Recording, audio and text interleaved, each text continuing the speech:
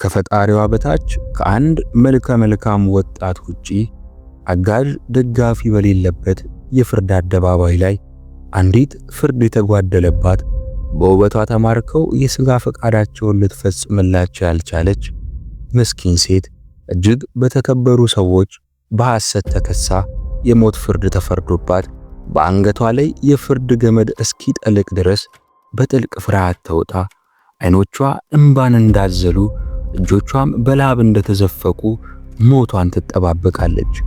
ይህች ምስኪን ሴት ፈጸመች ከተባለው ወንጀል ራሷን እንድታነጻ አንድስ እንኳን የዓይን እማኝ በዙሪያው የለም።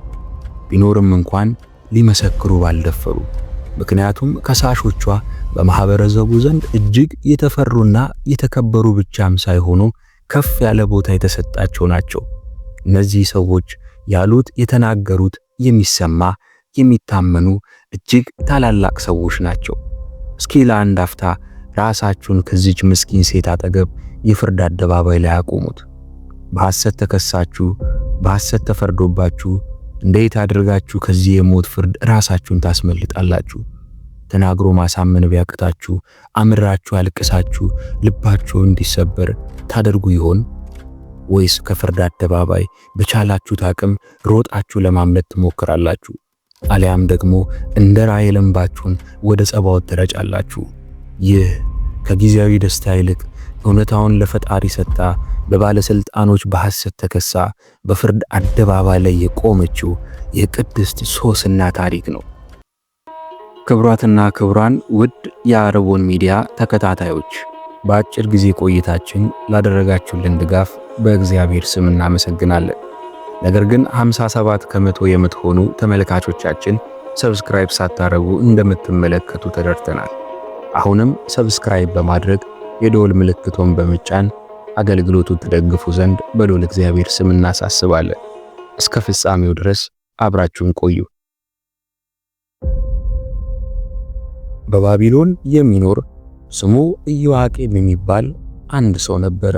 ስሟ ሶስና የምትባል ሚስትን አግብቶ ነበር። ይህችውም የኬልቅዮ ልጅ ናት። እጅግ መልከ መልካም ነበረች። ፈጣሪዋ እግዚአብሔርንም ትፈራው ነበር። እናት አባቷም ደጋግ ሰዎች ነበሩ። ልጃቸው ሙሴ የጻፋትን ኦሪትን አስተምረው ነበር። ባሏ ኢዮአቄም ግን እጅግ ባለጸጋ ነበር። በቤቱ አጠገብም የተክል ቦታ ነበረው። ከሁሉ እሱ ይከብር ነበርና አይሁድም ወደ እርሱ ይመጡ ነበር። ኃጢአት ከባቢሎን እንደመጣች ሕዝቡን እንጠብቃቸዋለን ከሚሉ ከግብዞች ወገን እንደወጣች እግዚአብሔር ስለነሱ የተናገረባቸው ግብዞች የሚሆኑ ሁለት መምህራን በዚያ ወራት ታዩ። እነሱ በኢዮአቄም ቤት ያገለግሉ ነበር። የሚፈራረዱ ሰዎች ሁሉ ወደ እነርሱ ይመጡ ነበር። ሕዝቡ ሁሉ ወደ ቤታቸው ከገቡ በኋላ ቀትር በሆነ ጊዜ ሶስና ወደ ባሏ ተክል ቦታ ገብታ በዚያ ትመላለስ ነበር። ገብታ በተመላለሰች ጊዜ እነዚያ መምህራን ሁል ጊዜ ያዩዋት ነበር። እርሷንም ወደዷት። ልቦናቸውን ለወጡ። ሰማይንም እንዳያዩ ዓይናቸውን ግልብጥብጥ አደረጉ። እውነተኛ ሕጉንም አላሰቡም። ሁለቱም እኩል ወደዷት። ፍቃዳቸውን መናገር አፍረዋልና ሐሳባቸውን በልቦናቸው ያለውን ነገር አልተናገሩም። ይደርሱባት ዘንድ ይወዱ ነበር። ያገኟት ዘንድ ሁል ጊዜ ይጠብቋት ነበር። አንዱን የምሳ ጊዜ ነውና ወደ ቤታችን እንግባ አለው። እየራሳቸው ተለያይተው ሄዱ።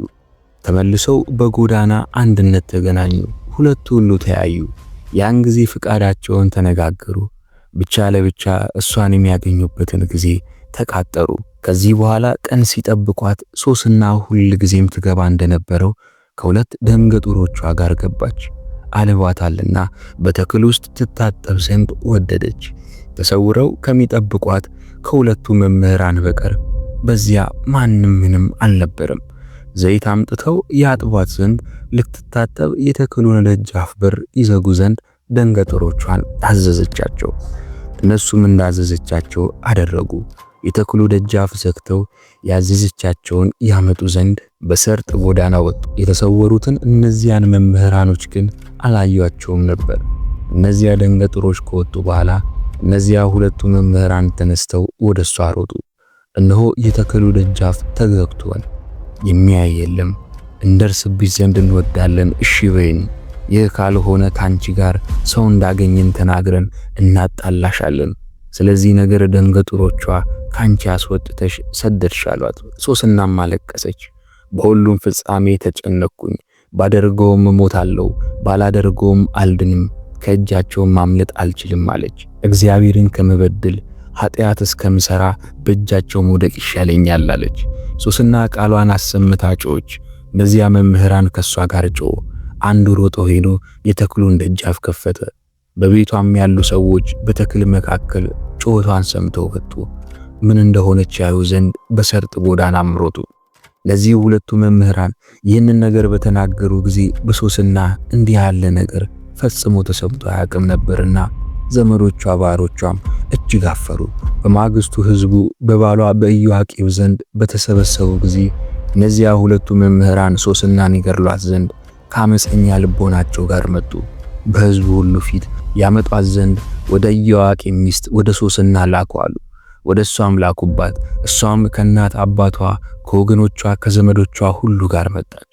ሶስና ግን እጅግ ደመግቡ ነበረችና መልኳም ያማረ ነበር። አመፀኞች የሚሆኑ እነዚያ ሁለቱ መምህራን መልኳን ለመጥገብ ክንብድሟን ይገልጧት ዘንድ አዘዙ። ክንብድሟንም ገለጧት። እሷ ግን ልቦናዋን በእግዚአብሔር አምኗልና እያለቀሰች ወደ ሰማይ አየች። እነዚያ መምህራን ብቻችንን በተክል ውስጥ ስንመላለስ እሷ ከሁለቱ ደንገጥሮቿ ጋር ገባች። ደንገጥሮቿንም ልካቸዋለችና የተክሉንም ደጃፍ ዘግተው ሄዱ። ደንገጥሮቿም ከላከቻቸው በኋላ አንድ ጎልማሳ ከተሰወረበት መጥቶ ደረሰባት። እኛ ግን በዚያ ተክል ዳርቻ ሆነን ኃጢአታቸውን አየን። ወደ እነርሱም ሮጠን ሄድን። አንድ ላይ ተኝተውም አገኘናቸው። እኛ ግን እርሱም ያስተሳለን፣ እርሱ በርትቶብናልና አመለጠን። የተክሉን ደጃፍ ከፍቶ ወጣ። እሷ ግን ያዝናት፣ ሰውየው ማን እንደሆነ ጠየቅናት። ነገር ግን አልተናገረችም አሉ። የሕዝብ መምህራን ገዢዎች ናቸውና በአደባባይ የተሰበሰቡ ሰዎች ነገራቸውን አመኗቸው፣ ትሞትም ዘንድ ፈረዱባት። ሶስናም ቃሏን አሰምታ ጮኸች።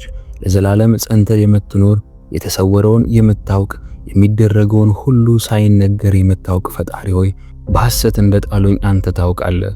እነዚህ መምህራን ክፉ ነገር ባደረጉብኝ ገንዘብ የሰራሁት ኃጢአት ሳይኖር እነሆ ሞታለሁ አለች። እግዚአብሔርም ቃሏን ሰማት። ይገድሏት ዘንድ ሲወስዷት እግዚአብሔር ስሙ ዳንኤል የሚባል የልጅ ልቦናን አነሳሳ። እኔ ከዚህ ሴት ደም ንጹሕ ነኝ ብሎ ቃሉን አሰምቶ ተናገረ። ሕዝቡም ሁሉ ወደ እርሱ ተመለሱ። አንተ የምትናገረው ይህ ነገር ምንድነው አሉት። ዳንኤልም በመካከላቸው ቆሞ አላዋቆች የምትሆኑ እናንተ የእስራኤል ልጆች ሳትመረምሩ ነገሩን ሳትረዱ በእስራኤል ልጅ እንደዚህ ያለ ፍርድን ትፈርዳላችሁ አላቸው። እነዚህ መምህራን በሐሰት አጣልተዋታልና ወደ አደባባይ ተመለሱ አላቸው። ሕዝቡ ሁሉ እየሮጠ ወደ አደባባይ ተመለሱ። አለቆችም ዳንኤልን እግዚአብሔር አንተን አልቆሃልና በመካከላችን ተቀምጠህ ንገረን አሉት። ዳንኤልም የራሳቸውን አፈራርቃቸው አቁማቸው፣ እኔም ልመርምራቸው አላቸው። አንዱን አፈራርቆ አቁማቸው። ከነርሱም አንዱን ጠርቶ ዘመንህ አርጅቷል፣ እነዚህም ክፉዎች ናቸው። ቀድሞ የሰራቸው ኃጢአቶች ፍዳውን ይዘው ደረሱብህ። የሐሰት ፍርድን ፈርደሃልና ይሙት በቃ ይዳን በቃ ብለህ ፈርደሃልና ጻድቁን ንጹሑን አትግደል ብሎ እግዚአብሔር የከለከለውን ፈርደሃልና ኃጢአቶች ፍዳውን ይዘው ደረሱብህ አለው። አሁን ይህችን ሴት ካያት ሁለቱን ሁሉ በምን እንጨት ስር ሲነጋገሩ አየ? ንገረኝ አለው። በኮክ ስር ሲነጋገሩ አየኋቸው አለ።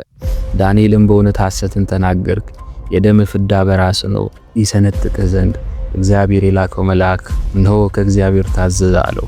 ያን መርምሮ እልፍ አደረገው። ሁለተኛውም ያመጡ ዘንድ አዘዘው። አመጡትም። አንተ የይሁዳ ዘር አይደለ የከነዓን ዘር ነህ፣ መልክህ አሳተ፣ ክፉ ፍቃድስ ክፉ ልቦናህን ግልብጥብጥ አደረገች። እሷ እናንተን መከራከር አልቻለችም። የይሁዳ ልጅ እናንተን ፈርታለችና በደላችሁን ታግሳለችና እናንተ ግን በደላችኋታል። የእስራኤልን ልጅ እንዲህ ታረጓታላችሁ አላቸው። አሁንም ሁለቱ ሲነጋገሩ ያየበት እንጨት ምንድነው ንገረኝ አለው። ሮማን በሚባል እንጨት ስር አየኋት አለው። ዳንኤልም አንተ በውኑ ሐሰትን ተናገርክ፣ የደም ፍዳ በራስ ነው፣ ሁለታችሁንም ሊያጠፋችሁ ከእኩሌታው ወገብ ያስነጥቅ ዘንድ እነሆ እግዚአብሔር የላከው መልአክ ይጠብቅሃል አለው። ሕዝቡም ሁሉ ቃላቸውን አሰምተው ጮኹ። ያመነችበት ሶስና ያዳነት እግዚአብሔርን አመሰግኑ። ከቃላቸው የተነሳ ዳንኤልን ነቀፋቸው፣ ምስክርነታቸውም ሐሰት አድርጎባቸዋልና። በእነዚያ በሁለቱ መምህራን ላይ በጠላትነት ተነሱባቸው። በባልንጀራቸው ክፉ ሥራን እንደሰሩ በነሳቸውም በሙሴ ሥርዓት ክፉ ሥራን ሰሩባቸው። በዚያች ቀን ንጹሕ ደም ከመፍሰስ አዳኑ፣ በሷ ክፋት አልተገኘምና። ስለ ልጃቸው ስለ ሶስና ሚስቱና ኬልቅዮ ከዘመዶቻቸው ሁሉ ከባሏ ከኢያቄም ጋር እግዚአብሔርን አመሰግኑ። ዳንኤልም ከዛች ቀን ጀምሮ እስከ ጊዜ ሞቱ ድረስ በእግዚአብሔርና በሕዝቡ ፊት ገናና ሆነ። ይህ ፍርድ የተጓደለባት የታናሿ ሶስና የቅድስና ታሪክ ነው። ይቆየን።